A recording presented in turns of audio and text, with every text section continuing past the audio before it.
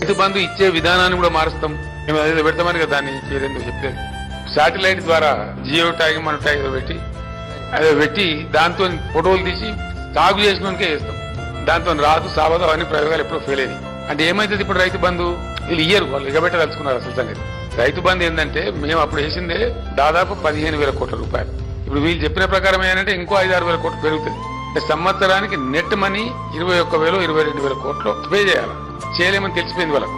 తెలిసిపోయి దాన్ని ఎగబెట్టాలా. ఎగబెట్టాలని ఏం చేయాలా? కుంటి సాకులు చెప్పాలి. ఆ కుంటి సాకులకు ఏంది, మేము శాటిలైట్ ద్వారా తీస్తాం, పంట సాగు చేసినోడికే ఇస్తాం అంటే ఏమనంటే ఇప్పుడు సాగు చేసినోడేవాడు సాగు చేయనోడేవాడు ఓడియాలా. మళ్ళీ ఏ అగ్రికల్చర్ ఏఈఓనో బీఆర్ఓనో సర్టిఫికెట్ ఇవ్వాలి. సర్టిఫికెట్ ఇవ్వాలంటే వాడు లావు అంటాడు. గ్యారంటీ కదా కదా, తప్పని తప్పదు కదా. ఇప్పుడు వ్యవసాయం చేయనుంది చేసినట్టు రాస్తారు, చేసినది చేయనట్టు రాస్తారు. వానికి ఇస్తే రాస్తాడు, లేకపోతే రాయడు.